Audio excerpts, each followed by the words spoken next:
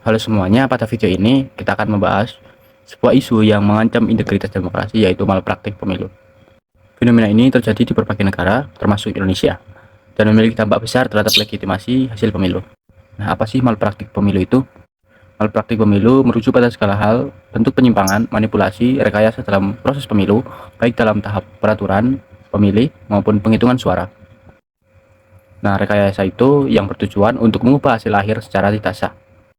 Para ahli membaginya menjadi tiga kategori utama, yaitu pertama, manipulasi aturan atau manipulation of rules, lalu yang kedua yaitu manipulasi pemilih atau manipulation of voters, lalu yang ketiga yaitu manipulasi suara atau pemungutan suara, yaitu manipulation of voting.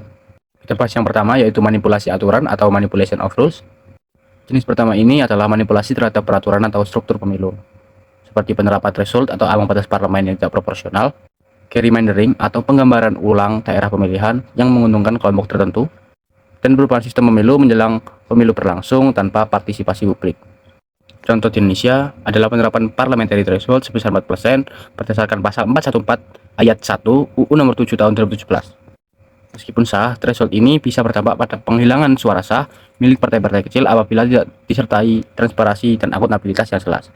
Seperti yang kita tahu bahwa parliamentary threshold sebesar 4% belum ada dasarnya selama ini di Indonesia. Lalu yang kedua yaitu manipulasi pemilih atau manipulation of voters. Manipulasi ini manipulasi terhadap pemilih dan bisa dilakukan melalui yang pertama yaitu politik uang, money politik, yang diatur sebagai tindak pidana pemilu pasal 515 UU nomor 7 2017. Lalu penyebaran disinformasi dan ujaran kebencian di sosial media, dan juga intimidasi terhadap pemilih tingkat lokal. Semua tindakan ini bertujuan mempengaruhi preferensi politik pemilih secara tidak adil dan melanggar asas pemilu yang luber, langsung, umur, bebas, dan rahasia, serta jurdil, jujur dan adil. Lalu yang ketiga yaitu manipulasi voting atau manipulation of voting. Manipulasi suara terjadi pada pemungutan atau pemungutan suara. Misalnya yang pertama pada pemalsuan atau penghilangan surat suara, lalu intervensi terhadap hasil rekapitulasi suara, dan juga ketidaknetralan aparat pada penyelenggaraan pemilu. Hal ini jelas melanggar asas kejujuran dan keadilan serta dapat dipidana dalam ketentuan UU nomor 7 tahun 2017 tentang tindak pidana pemilu. Nah, apa sih dampak dari malpraktik pemilu ini?